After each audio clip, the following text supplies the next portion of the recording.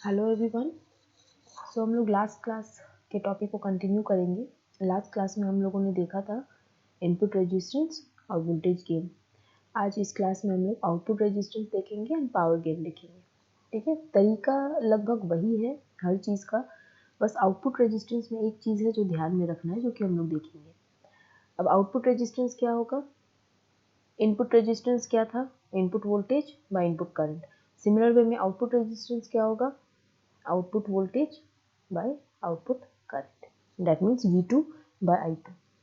ठीक है, अब यही है, V2 के लिए तो हमारे पास कोई इक्वेशन नहीं है, पर I2 के लिए इक्वेशन है, तो I2 वाला इक्वेशन लिखेंगे। I2 का इक्वेशन क्या होगा? HF I1 plus H0 V2। ये इक्वेशन हम लोगों ने देख लिया है। अब यहाँ पे क्या है? V2 और I2 चाहिए, लेकिन यहाँ पे क्या है? I2 है, I1 है, V2 है, तो अभी हम लोगों को हटाना किसको है? I1 को। ठीक है, अब जो चीज़ हम बता रहे थे कि आउटपुट रेजिस्टेंस में एक बात ध्यान में रखना है, वो ये है कि जब हम लोग आउटपुट रेजिस्टेंस फाइंड करते हैं, दैट मीन्स हम लोग इस साइड से देखते हैं, यहाँ से देखते हैं कि कितना रेजिस्टेंस है। तो जब भी हम लोग आउटपुट रेजिस्टेंस फाइंड करेंगे, हम लोगों का इनपुट साइड में या इस तरफ से देखने पे जो भी इंडिपेंडेंट सोर्स रहता है ना, उसको जीरो करते हैं। तो यहाँ पे हमारे पास इंडिपेंडेंट सोर्स क्या है? Vs, सोर्स वोल्टेज है, उसको जीरो करना है। ये हम लोग जब नॉर्मल जो एनालिसिस कर रहे थे एम्पलीफायर का, उसमें भी ये चीज़ पढ़े थे। तो अभी जब आउटपुट रेजिस्टेंस का एनालिसिस करेंगे, तो हम लोगों को Vs इक्वल्स टू जीरो करना होगा। ठीक है, तो Vs जीरो मतलब शॉर्ट सर्किट। कोई भी वोल्टेज अगर जीरो है, दैट मीन्स कि वो शॉर्ट सर्किट है। उसको हम लोग कंटिन्यूस वायर की तरह रिप्रेजेंट कर सकते हैं।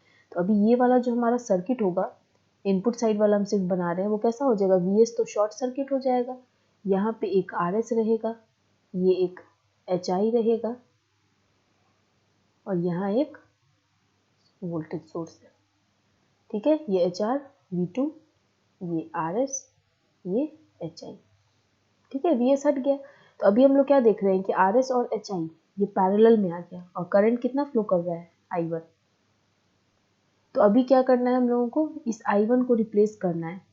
तो I1 को रिप्लेस क्या चीज़ से करना है? या तो उसमें I2 रहना चाहिए या V2 रहना चाहिए। तो अभी हम लोग अगर KVL लिखे इनपुट साइड में, ठीक है, अप्लाई KVL इन इनपुट सर्किट।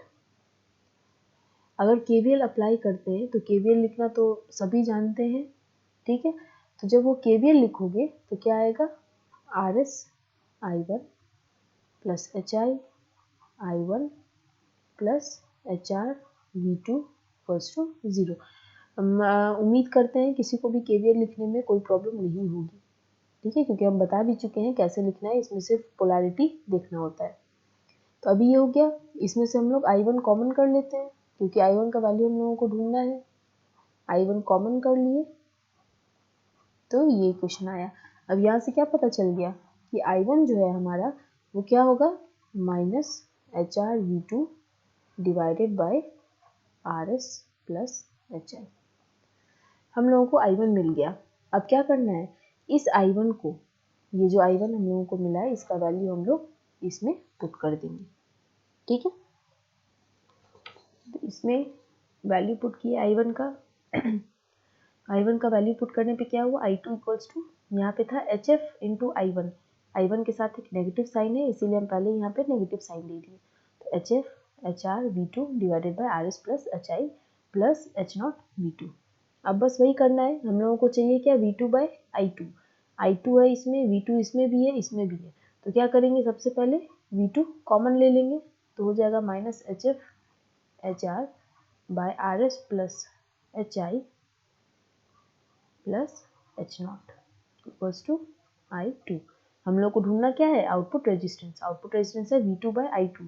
तो V2 बाय I2 क्या हो जाएगा? 1 डिवाइडेड बाय दिस टर्म। तो अभी बस यही है कि जो चीज़ हम लोगों को फाइंड करना था वो तो आ गया है, बस इसको सिंप्लीफाइड फॉर्म में लाना है, और कुछ नहीं। ठीक है, तो 1 डिवाइडेड बाय करने से पहले हम लोग इसको LCM ले लेते हैं, ताकि हमारे लिए अच्छा रहेगा। तो LCM लेंगे तो क्या होगा? Minus HF HR plus H0 RS plus HI divided by RS plus HI equals to I2। ठीक है, अब अभी इसका ब्रैकेट हटाएंगे तो क्या होगा, ठीक है, ब्रैकेट हटा दिए, मल्टीप्लाई कर दिए। अब इसके पहले हम लोग क्या देखे थे, H0 HI minus HF HR को क्या लिखे थे, डेल्टा H, ठीक है, as delta H equals to H0 HI minus HF HR। ये वाला चीज़ तो याद होगा, ठीक है।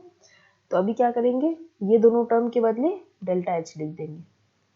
तो हमारा जो इक्वेशन होगा वो क्या होगा, V2 H0 RS plus delta H divided by RS plus HI equals to I2।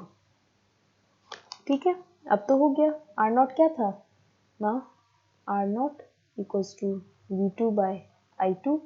यहाँ से V2 बाय I2 क्या हो जाएगा, ये इधर चला जाएगा, RS plus HI divided bye H0 RS plus delta H। यही मेरा आउटपुट रेजिस्टेंस हो गया।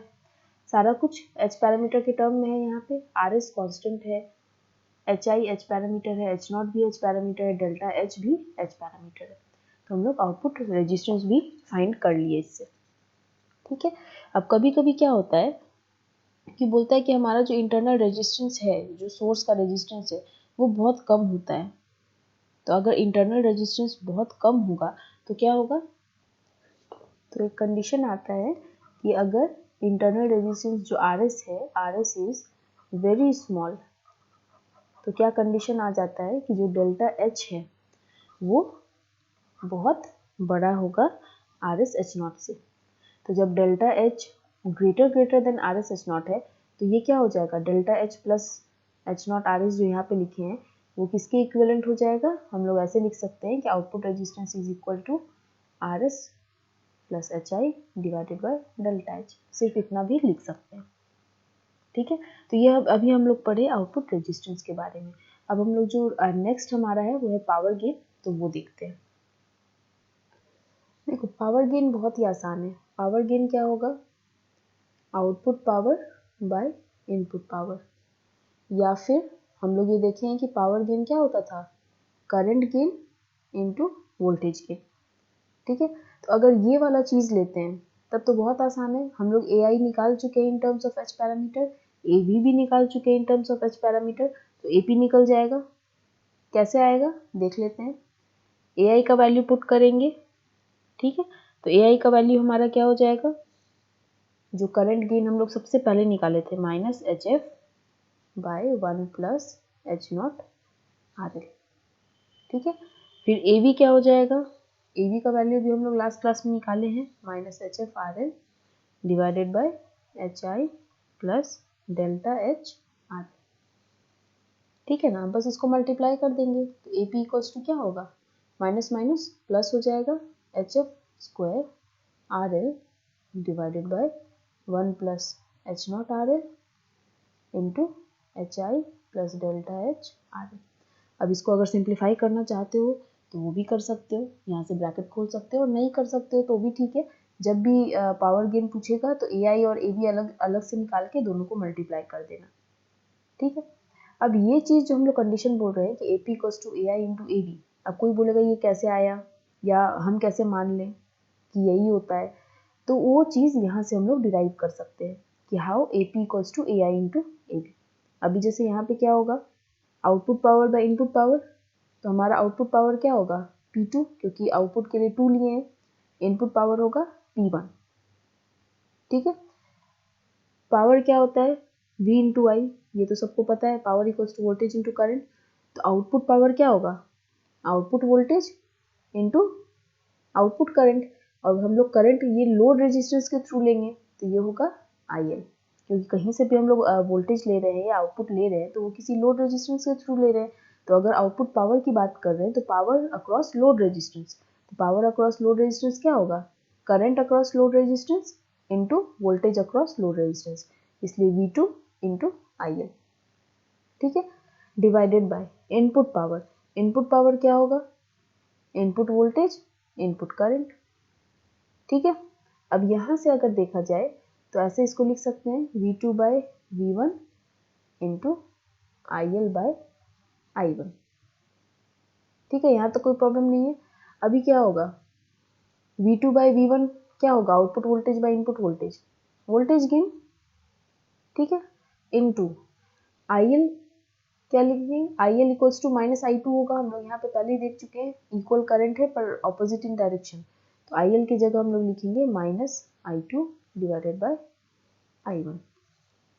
अब ये भी देखा देखा सा लग रहा है, ये क्या है? करंट गेन हमारा AI, तो अभी क्या हो जाएगा? AV into AI। तो ये हो गया प्रूफ कि जो पावर गेन है वो क्या होता है? वोल्टेज गेन और करंट गेन का मल्टीप्लिकेशन। ठीक है, तो ये बहुत ही सिंपल था, दोनों चीज़ हमारे पास था पहले से वैल्यू, करंट गेन और वोल्टेज गेन का, बस मल्टीप्लाई कर देंगे तो पावर गेन निकल जाएगा। ठीक है, तो ये हमारा था एनालिसिस। एनालिसिस में हम लोग क्या क्या देखे? Voltage gain, current gain, power gain, input resistance, output resistance. ठीक है, अब बार बार हम यही रिक्वेस्ट कर रहे हैं कि सभी लोग इसको प्रैक्टिस करो, क्योंकि ये चैप्टर जो है वो बहुत ही ईजी है।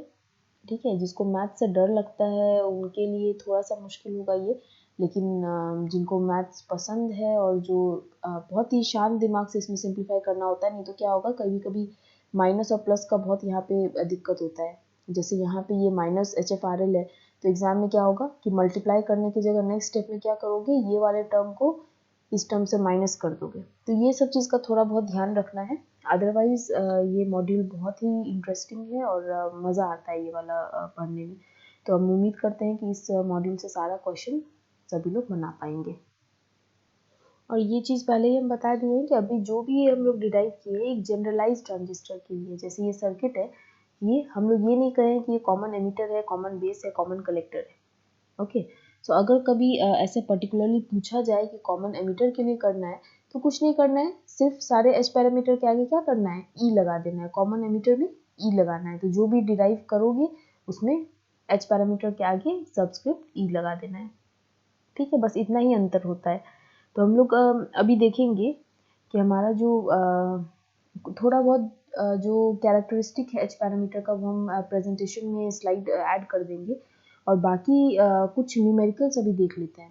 ठीक है, क्योंकि इसका न्यूमेरिकल आता है एग्ज़ाम में, और वो सिर्फ डिपेंड करता है कि कितना फॉर्मूला याद है। अगर फॉर्मूला याद है तुम लोगों को तो न्यूमेरिकल आराम से बन जाता है। ठीक है, तो एक दो हम लोग सॉल्व करेंगे, बहुत ज़्यादा नहीं, क्योंकि सिर्फ फॉर्मूला बेस्ड ही है, कुछ दिमाग लगाने वाला चीज़ नहीं है। ठीक है, तो वो हम लोग पहले एक दो देख लेते हैं, फिर हम लोग आगे बढ़ेंगे इसमें।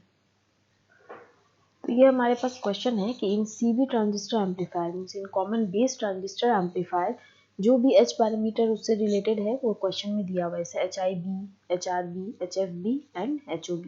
तो हम बताए थे कि पैरामीटर सब वही रहता है, HI, HR, HF, HO, लेकिन अगर कॉमन बेस है तो उसके आगे B लग जाता है, कॉमन एमिटर होगा तो उसके आगे E लग जाएगा। और क्या चीज़ का वैल्यू दिया हुआ है? RS और RL का। अब इसमें एक चीज़ और हम लोग देख सकते हैं कि जब एच पैरामीटर पढ़े थे तो हम लोग ये देखे थे कि इसको हाइब्रिड पैरामीटर क्यों बोलते हैं, क्योंकि ये जो 4 पैरामीटर है सब एक जैसा नहीं है, अलग अलग है। किसी का यूनिट ओम है, किसी का म्यू है, कोई यूनिटलेस है। तो यहाँ देखो हम लोग इससे भी पता कर सकते हैं। HI का हम लोग देखे थे ओम आता है, तो देखो वैल्यू 20 ओम दिया हुआ है। HR और HF में कोई यूनिट नहीं लिखा हुआ है ना, सिर्फ वैल्यू दिया हुआ है, इसका मतलब ये यूनिटलेस था, हम लोग पढ़े भी थे। और H0 जो था उसका यूनिट क्या था? म्यू। ठीक है, तो उसका सीमेंस भी होता है, तो वही लिखा हुआ है यहाँ पे। ठीक, तो ये हम लोग एक और चीज़ वेरीफाई कर लिए। अब बोल रहा है कि इसमें ये चीज़ वैल्यू दिया हुआ है, current gain, voltage gain, input resistance और आउटपुट रेजिस्टेंस फाइंड करना है। ठीक है, तो बहुत ही आसान है। सबसे पहले अगर करंट गेन देखें तो AI का फॉर्मूला लिखना होगा।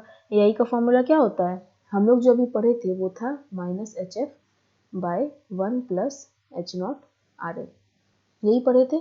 अब क्योंकि ये कॉमन बेस है इसीलिए HFB H0 B।